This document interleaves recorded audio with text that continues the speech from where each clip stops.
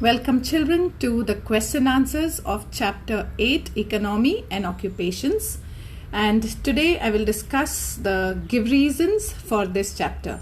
The first question is the per capita land availability is more in Brazil as compared to India. Now this answer you will not get in Chapter 8 Economy and Occupations as it's not related to it at all. Okay, so where will we find this answer?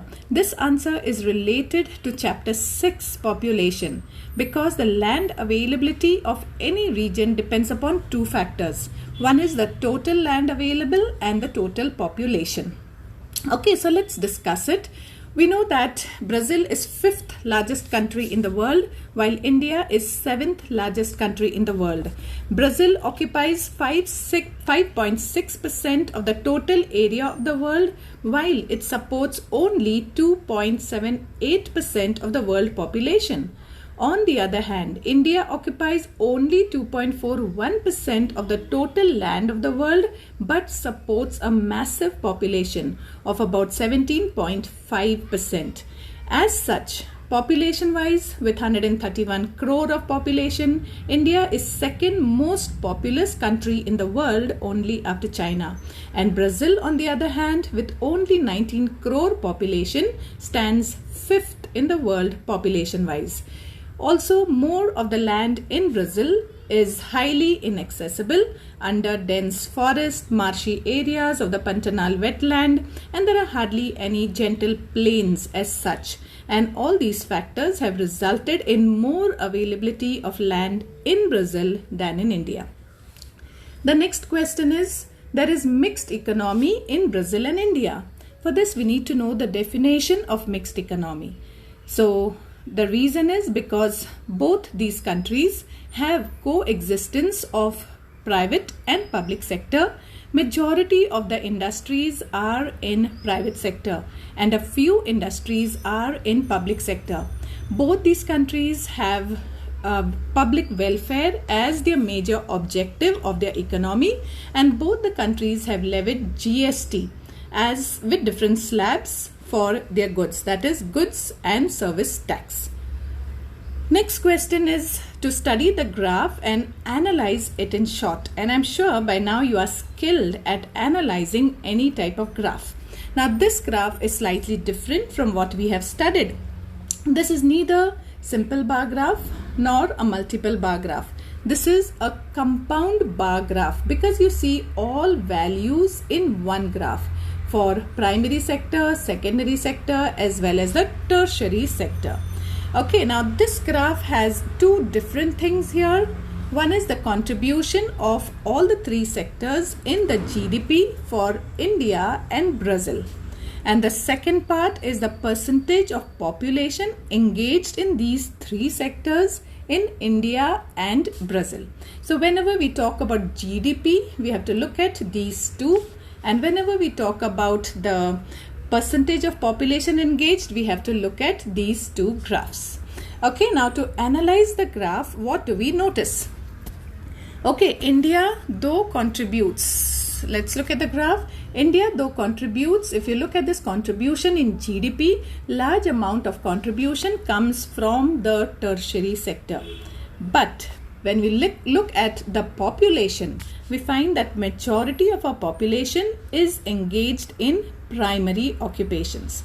On the other hand, in Brazil, we find majority of their income coming from tertiary sector in the GDP, and also majority of their population is engaged in tertiary sector. Now, one of my bright students asked me this very intelligent question. Okay, when we see that majority of our GDP is coming from tertiary sector, then why is it that we say that India is a primary producing country? Okay, I found it a very interesting question. The answer is simple. If you look at the number of people that are engaged in primary occupation in India is very, very large. And we need to remember that primary occupation, irrespective of number of people, always gives us lesser income. Lesser income means lesser contribution to GDP. On the other hand, the tertiary sector, though a few people are engaged in tertiary sector, tertiary sector, which includes mainly businesses, banking services, insurance services, okay, selling, shops, etc. Now this sector gives us large income, though the number of people engaged is less, but the income from these sectors is large. I'll ask you a simple question. Okay, which type of people, or rather which occupation people are richer in our country, the businessmen or the farmers? Okay, so here lies the answer.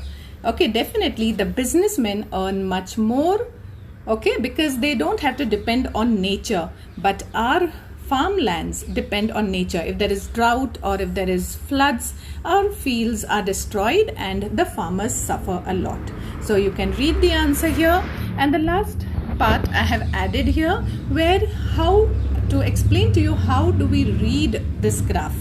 Okay, how do we know what is the contribution of primary sector in GDP? That's very simple. You just need to match it with the y-axis. So here you find about 12% for India, and for Brazil you find about 6%. Okay, percentage of population engaged, here you find around 48%, match it with the y-axis, and for Brazil you find around 10% or 9%. Okay, so that is very simple. But how do we find out? Like, I've put a few questions here. What is the contribution of tertiary sector in GDP in India? Now, to find out the contribution of tertiary sector, what we need is to find out the upper level minus the lower level. So what is the upper level here? We find that it is almost 100%. Okay, and the lower level is about 42%. And therefore, if you look at the answer, okay, the answer is 100 minus 42%, and that becomes 58%. Then what is the contribution of secondary sector in GDP of Brazil? Now GDP means the second graph. For Brazil, it's the second one. Once again, take the upper level.